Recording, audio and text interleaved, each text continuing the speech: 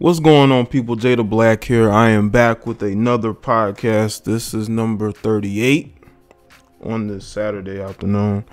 Even though I don't like to date my videos, I may say whatever day it is, I'm getting used to doing that part. But anyway, I'll leave a link to the playlist in the description box. You can go and check out the other ones. But I got some topics here, of course, and I'm going to be speaking about it.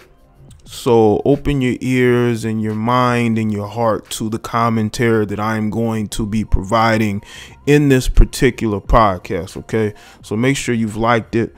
Make sure you get a nice, comfy place somewhere where you're sitting, whether it be at work or you're at home, because I'm going to be, breaking down logically these particular topics.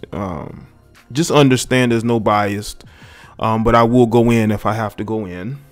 But I will say this, though. I am speaking from a male perspective. So if you're a female and you feel like I'm taking a man's side a little bit more than a female, just understand I am a man and I'm speaking from a male perspective. OK, so the first thing I'm going to talk about, of course, you see the title. I'm going to talk about this, royal wedding. I'm going to talk about this royal wedding and just the amount of praise that has been going towards Meghan Markle, particularly from the African American community. I saw an interesting video before I started recording from a female. She's an older female, and she makes videos on, black issues and interracially dating. And she made some very interesting points about Meghan Markle and Prince Harry that I didn't even understand. Maybe I didn't do enough research on Prince Harry. I don't know. But she made some interesting points. And she brought up the fact, if y'all probably gonna know who I'm talking about if I say what I say in this video, but she brought up the fact that Prince Harry lost his mother at a young age and he hasn't really gotten over that, and his relationships have suffered. That his proposals have been turned down by women before, but Meghan Markle decided that she wanted to challenge. She wanted to be the next Princess Diana. And that's a very interesting point if you look at this, because it seems to me that Meghan Markle is really she really wants this, even going so far as to having Prince Charles walk her down the aisle when her mother could have done it, but she chose to have Prince Charles walk her down the aisle. So I thought that was very interesting, and it shows that she really wants that situation. And also, that was brought up, that person I'm speaking about, they talked about how Prince Harry may have some, some issues going on psychologically, and that plays a part into Meghan Markle wanting to be sort of more like a hands-on caretaking wife, so to speak. And I thought that was really interesting, And also what was also interesting was that you have, black women who are celebrating this. They're so happy. I was sent a post on Instagram from one of these blog, I think it might have been the Shade Room. They put up a post which showed a video of Serena Williams and, her being there with her new husband or whatnot. And the women in the comment section was just so gleeful about Serena Williams being with her white husband. You had women, professing their love of seeing black women with white men, but they'll be the same ones who are upset at black men for dating white women. You're seeing all this crazy behavior. What this wedding shows, even though Meghan Markle is a white passing biracial woman, what this wedding shows is that you have black women who would want that type of fairy tale life, even though they're, maybe in a situation with somebody that, may not be the Prince Charming that they would be thinking that they will be getting, but they want that type of life. They want to be that princess, and the thing is that women, no matter the race, they live vicariously through women in entertainment more so than men. We as men, we don't live vicariously through anybody. You have some guys who look up to men. They're like followers, you know, but they're not living vicariously through them. Women live vicariously through women in entertainment. And just to see the amount of, you know, I'm just going to say it, the amount of cooning and amount of self-hatred that was coming from those women in those comment sections on, I think it was the Shade Room post, you know, just shows y'all that these women out here, man, for the most part, they don't want to deal with brothers. They really don't. They deal with the ones who either are, you know, are hyper masculine or have some sort of money, fame, something that they could benefit from. But for the most part, the majority of the average everyday brothers, they're not checking for those guys. They're really not. You know, this is why women who have degrees and high education levels are willing to date men who have absolutely nothing, who bring nothing to the table, because he fits a stereotype that they like. You see, we as black men are very much so stereotyped when it comes to dating. More, you know, and I believe we're being stereotyped more and more by, you know, these sisters than anybody else. Because look at the men they're dating. You know, a lot of these black women are dating stereotypical brothers. Okay, and if the brothers, they can't put a black man in a box, then they're not going to deal with him, because they want to be able to know the type of guy he is. But see, a guy who thinks for himself, and a guy who is not a sloppy dresser, a guy who doesn't have a bunch of children out of wedlock, a guy who doesn't have a long criminal rap sheet, they don't know how to put those guys in a box. So they don't deal with them, and they make every excuse in the book why they don't deal with them. You know what I'm saying? So, and those are the types of women who are praising this marriage. They're having this love fest on social media. Listen, there's no hate for me. You know, I hope it works out. You know what I'm saying? Especially because I truly believe that that whole marriage, I mean, Prince Harry needs somebody to really be hands-on and really, you know, be there for him from what I understand about him and his temperament. So, you know, and like I said, I'm not a hater. You know, Meghan Markle seems like a really decent woman. I don't think that she is the type of woman who is there to embrace black womanhood, like some people want to put her in that type of mindset. Because y'all got to look at it this way. Why did she choose to have Prince Charles walk her down the aisle instead of her black mother? You got to think about that, you know. Maybe she wanted a man to walk her down the aisle. I don't know. But, you know, she chose him over her mother. Just think about that. All right. So that's all I'm going to say about that. Y'all can let me know what you think about this particular topic in the comment section below, and keep it logical, people. Keep it logical. Let me go to a story that happened about 4 days ago. PGA golfer Lucas Glover was attacked by his wife over him having a bad golf tournament.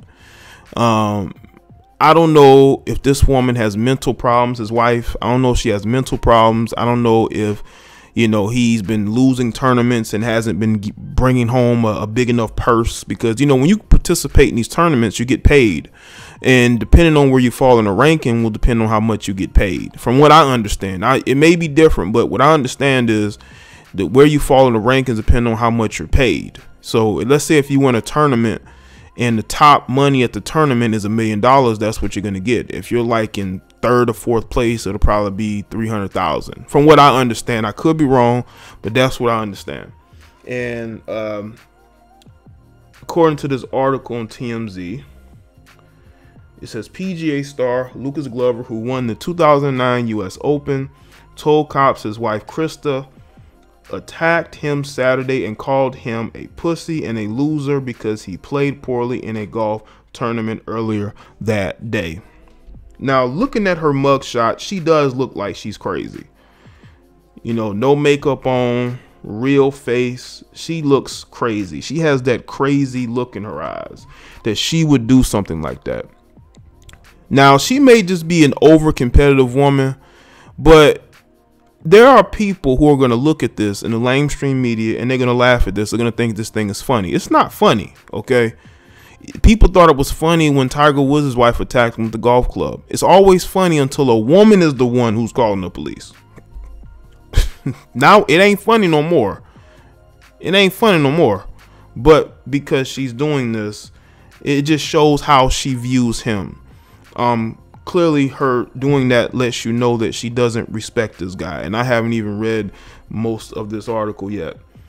It's all in a police report obtained by TMZ Sports, which says cops in Jacksonville, Florida, were called to a rented house where Glover, his wife, and mother are staying. So he's basically living with her and her mother. Okay. Doesn't say his or her, but probably her mother. According to the report, Lucas. Okay, so it's his mother. Lucas' mother had cuts on her arms and blood on her chest when cops arrived and said Krista had attacked both her and Lucas. So this woman attacked him and his mother. Okay. When cops made contact with Lucas, he said the fight started after he played a bad round of golf at the Players Championship earlier that day. The police report states Lucas advised me every time he plays poorly in the tournament, Krista begins yelling at him, stating he is a loser and a pussy, and ultimately starting an altercation with him about his performance. He probably didn't want to hear it. He probably told her to go watch reality TV. You know, he doesn't want to take any advice from her, and that probably made her mad, because a lot of women like her, you know, they think that they have advice that can help people. They think that they're more intelligent than you, and when you sort of put them in their place, that's when the violent streak comes out. Lucas told police Krista had been drinking throughout the day before the fight. The golfer also told police how he better win or Krista and the kids would leave him and he would never see their kids again. So she threatened to take his kids away. And this is his wife. So listening to that, she's attacked him. She's called him names. She threatened to take his kids away. Is that the sign of a woman who actually cares about this guy? It wouldn't surprise me at all if this woman probably already has other men that she's dealing with, and she's looking for any reason to leave him. So she's starting these fights out of nowhere. Let's see. Lucas also said he was tired of all the fights and couldn't take it anymore. Krista was eventually arrested on domestic violence, but cops say she became combative and resisted. So she is fighting with the police and resisting arrests. While she was en route for the jail, she allegedly threatened the arresting officer, saying this is why cops get shot in the face. And this is what this prissy blonde said to these police officers. Cops also say Krista kicked the squad car so hard the door separated from the frame. Damn.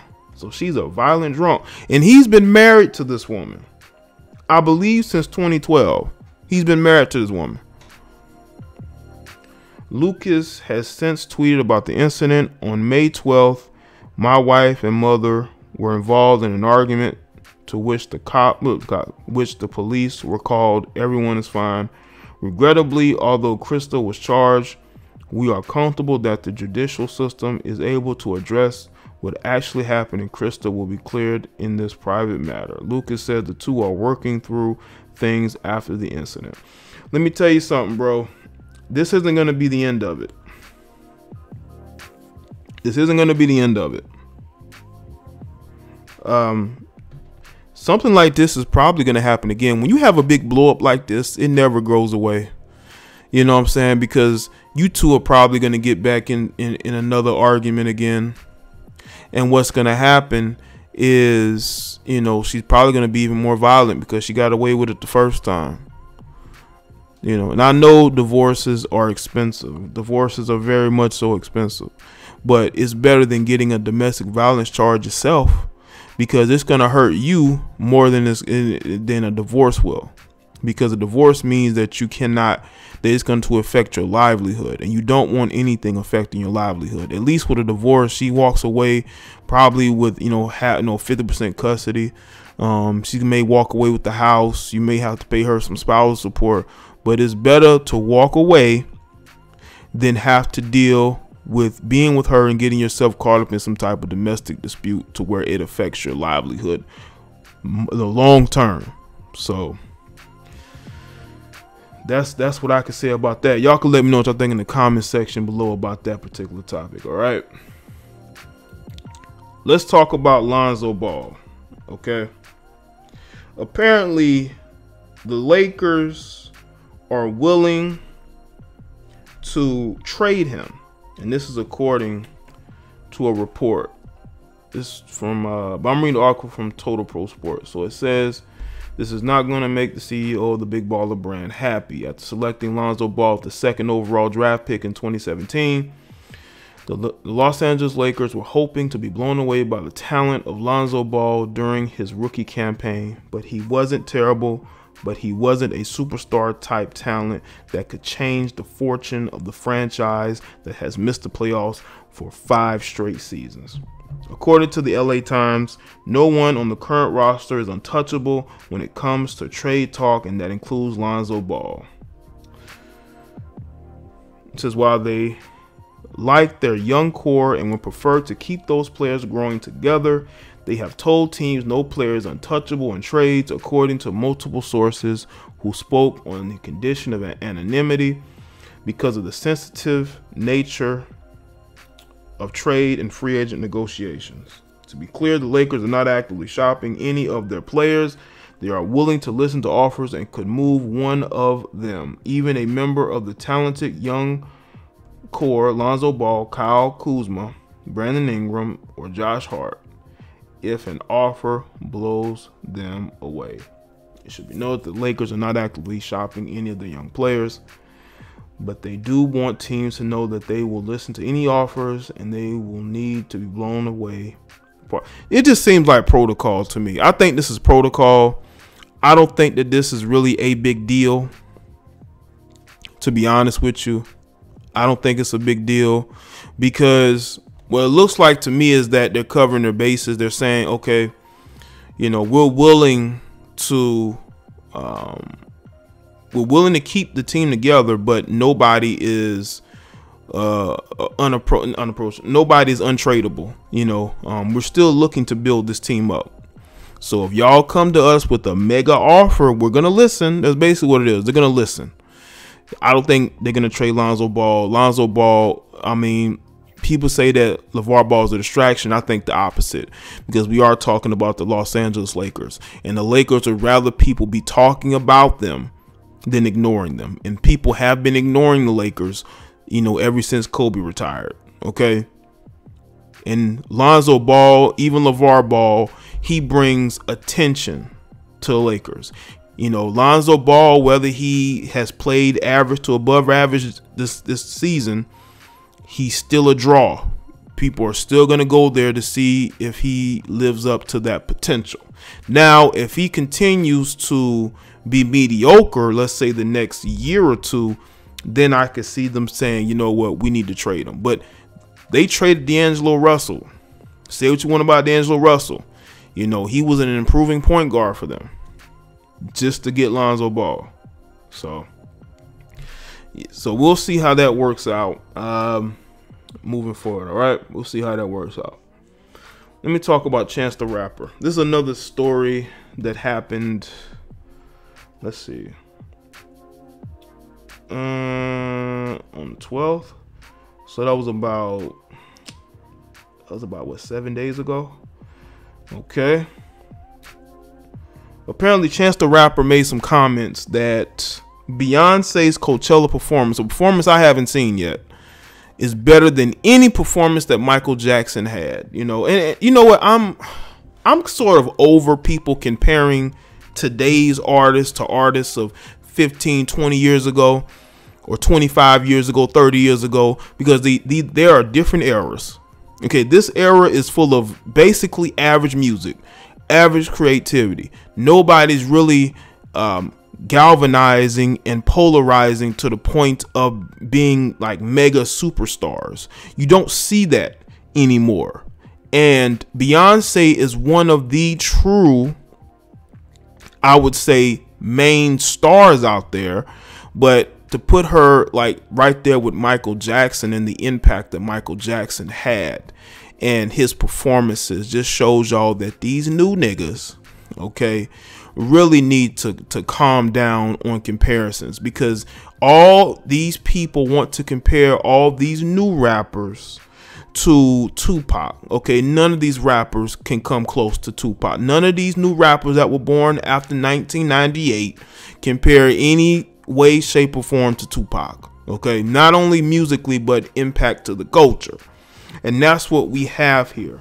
We have too many people trying to compare rappers who were cultural icons, not only musically but culturally, socially. I should have said socially. And you want to compare them to these new niggas, okay? And then you got these rappers with all these different color hairs, okay, who weren't even born when Tupac was alive, dissing Tupac, talking about they better than Tupac when they probably never heard a song of Tupac. It's because these people understand that comparisons will draw you attention. Comparisons will get your name out there. But what it will also do is make you look like a fool. You know, you may get a couple hits on social media. You may have a few idiots agreeing with you, but you have made little to no impact. You're going to be forgotten about in a couple of years because there's going to be a new you. That's how it works with social media. You'll be here today, you'll be forgotten in a year or two. That's just how it works, you know? So, let's see. According to this Hip Hop DX article, Chance the Rapper solidified his lifetime membership in the Bayhive during his commencement speech at Dillard University. While speaking to the college graduates on Saturday, Luciano declared that Beyonce's acclaimed set at Coachella has surpassed all of Michael Jackson's legendary performances. Beyonce's performance was better than any performance Michael Jackson ever did. He said, recognized some people wouldn't like his opinion. That woman better than Mike. Black woman better than Mike. I said it. I understand that's upsetting to a few people here probably. We'll have to erase the fear and stigma behind eclipsing our heroes. Before he made the bold statement, Chance recounted his adoration for Jackson. He then spoke glowingly about the Coachella performance. Generations of little black kids have been mesmerized before a TV screen or YouTube watching as Mike seemed to do the impossible. One of those little black kids would grow up to be someone especially amazing, he said. She would do more than just copy Mike. She would surpass him. And now I'm going to tell you about the greatest performance put on by the greatest performer of all time, and it wasn't Mike. He continued, Beyonce in real time, in one fell swoop, she eclipsed every Grammy performance, every Super Bowl halftime show, every talent show, literally any performance ever at the beginning of time. In contrast, became outdated and obsolete. This was Coachella. Chance's take was part of a larger point about how the next generation should always strive to be better than the ones that came before it. I realize that all of us have a responsibility to be greater than the people who came before us. He said, we have responsibility to be not as good as them or live to the example, but to actually surpass them. Even when it seems scary, we have to overcome that fear and be greater than our role models. We have to erase the fear and stigma behind eclipsing our heroes.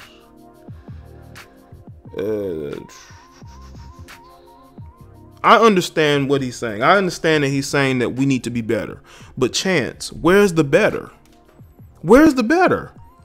Beyonce should not be the most well-known female artist. Because if that's what your meaning is, Chance, then somebody should have surpassed her. But nobody wants to surpass her. Everybody kisses at the feet of Beyonce.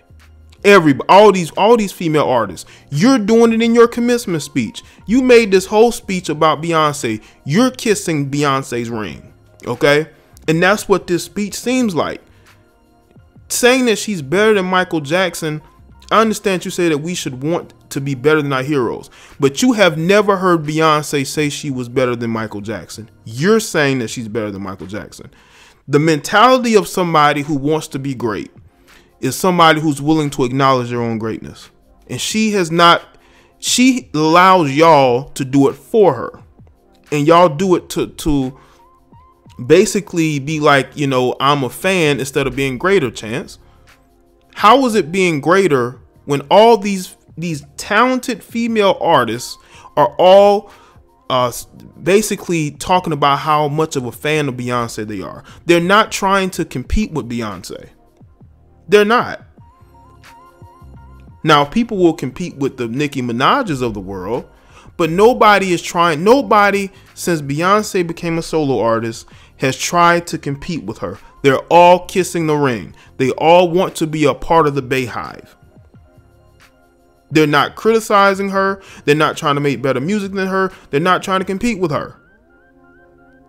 So it's all about, you know, being better than that black male performer. Everybody has to be better than him. But when it comes to Beyonce, she's off limits. Because Chance, you understand me. Understand when I say this. If a young female artist was to come out today and say she's better than Beyonce, you would be one of the first people to shout them down. Beyonce has been in the music industry since the late 90s. She's been in the music industry for a long time. Okay? So you would think that other female artists that were making R&B music like she has been making would be able to surpass her. They have not, because they've all wanted to be a part of her fandom. And I will tell you this, you know, there were R&B artists in the 80s and especially in the 90s. They were fans of Michael Jackson, but they competed with them as well.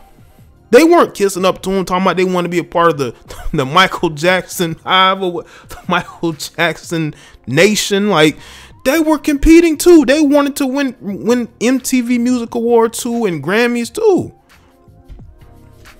We are in a different era. You got rappers arguing on Instagram Live. That is what music culture has. That's what hip hop culture has become. So I get what you're saying, but we need to understand it for what it is. You know, it's all about kissing up to Beyonce and cementing your place, as the article said, in the Bayhive. Y'all can let me know what y'all think about that in the comment section below, fam. This next topic, is probably the last topic, I'm going to talk about Busta Rhymes, okay? According to Hot New Hip Hop, Busta Rhymes sued for $2.1 million after lying about arrest warrant, report says. Promotions company 800 Entertainment is looking to get some serious cash from Busta Rhymes after a lawsuit claims the rapper lied about his warrant for arrest so he could book an appearance. Page 6 reports the company booked Busta, born Trevor Smith, to perform at the Ukrainian Cultural Center in Somerset, New Jersey on April 21st. Apparently, the company agreed to pay Busta $17,000 to perform a few verses from 3 of his songs. 2 weeks before he was set to hit the stage, he said he couldn't make it because he had to be in court that day to answer a child support warrant. 800 Entertainment says they suspect that something was off since he was keen on doing the gig on Saturday and no federal warrants are open on weekends. So he lied to so he booked the performance just to get the money and did not show up. I hear of artists not showing up a lot. Like, when I was in high school, there'll be rappers who were scheduled to come here to my state, but at the last minute they wouldn't show up. I don't know if it's because they weren't making that much money or they had gotten the money up front. You know, some of these companies are gonna have to stop giving these people money up front, you know, or you give them a little bit up front and then you give them the rest when they perform. But I guess if you desperately want them and you can't book anybody else, they end up giving them the money up front, especially if it's a lot cheaper than paying other artists to perform. You know what I'm saying? Let's see. Busta then posted a flyer on his Instagram promoting a gig at another club at the same night. Busta gave 800 Entertainment back their $17,000, but the company wants more. Okay, so he gave them the money back, but they're still suing him. Okay. Okay, let me tell you something. 800 Entertainment. You're not gonna win this. He gave you the money back. Move on. Just move on. I understand that, you know, you feel like you were bamboozled, but I think what happened was he scheduled that performance, and then I think that he booked another performance that was probably paying him a lot more than what you were going to pay him, and he decided to go with that gig, and that's why he was able to give you that money back. Let's see. The publication says they are looking for $100,000 for a breach of contract, $500,000 for lost revenue, $500,000 for emotional distress, and $1 million for punitive damage for willful breach of contract. Well, 800 Entertainment, good luck with that. He gave you your money back. We understand you didn't have the event that you want to have, but you got to understand that this happens in the industry, man. People book shows and don't show up all the time. You need to make sure that that person is going to be there. Make sure that you don't pay them a ton of money, and make sure that you leave. You should make it to where, you know, people are at that event not just because he's there, but because of whatever else you're doing. You know, he's secondary, or the whatever artist you're bringing to secondary. Because if you lost revenue because he wasn't there, then that's on you. But like I said, good luck with that. But I'm gonna say this about Busta Rhymes. Busta Rhymes, to me, is one of the most creative artists in music. Like, he's a very creative guy. I've always been a fan of his creativity, and I really believe that the music, and especially hip hop, they're missing creativity in certain areas, particularly when it comes to fashion. I think a lot of these guys are dressing alike. They're trying to look alike. I think some of these guys are going way too left with their type of appearances, things of that nature. But when I mean creativity, I mean in the way that you rapped, the musical risks that were taken, music videos, I mean, and etc. I think Busta was ahead of his time in that particular manner. So I've always been a fan of his from that standpoint. But that's all I have to say. That's it. All the topics will be in the description box, so you know, order by order, not order, but in the order you will see all the topics. Okay, and leave me some comments in the comment section. Let me know what you think. If you just like the podcast, just say good podcast or good video. All right, I'll see y'all next time.